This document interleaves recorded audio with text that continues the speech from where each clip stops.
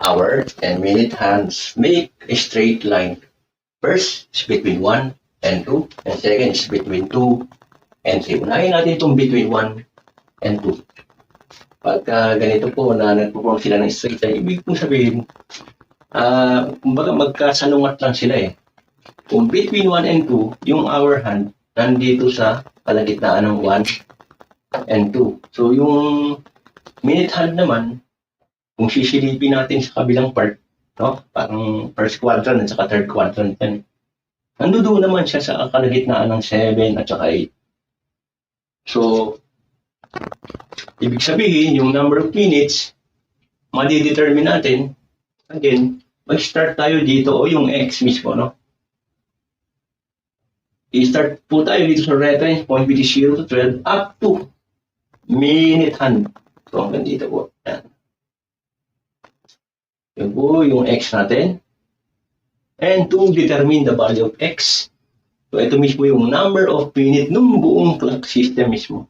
For x is equivalent to reference to 7 is 35 plus a known number of minute of one part of the clock is x over 12.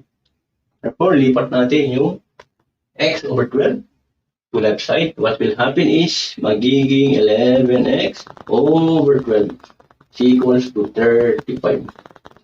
And then cross multiplication. Therefore, 11x is equals to, gamit tayo ng calculator na. 35 times 12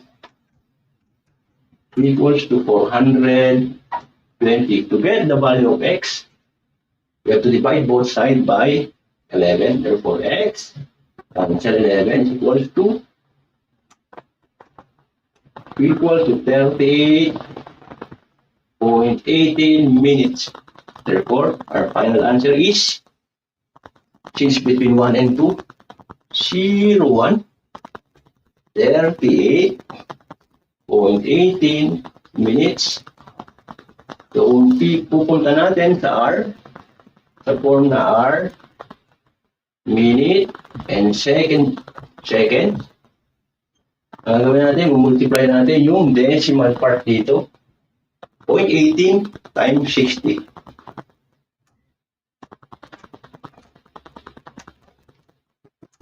Therefore, ang nangyayari ay so 0.18 times 60 is equals to 10.9 seconds. Therefore, ito magiging 01, 38, and 10 or 11 seconds.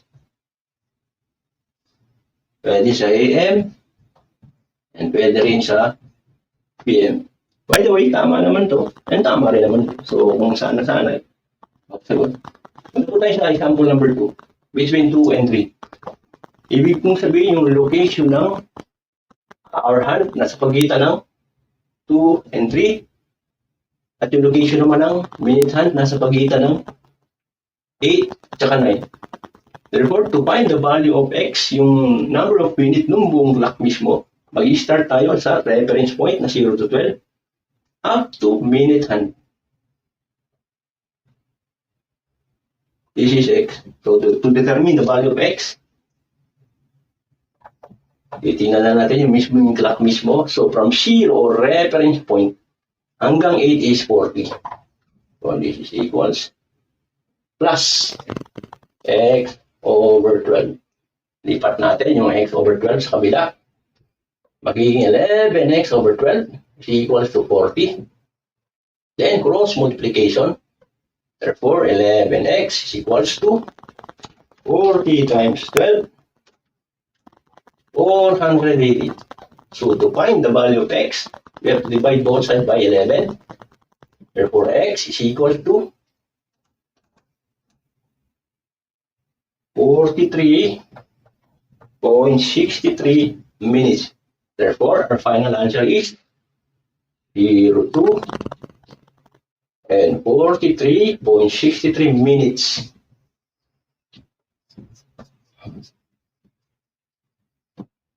Mamaya po yung between 3 and 4 and between 4 and 5. Thank you.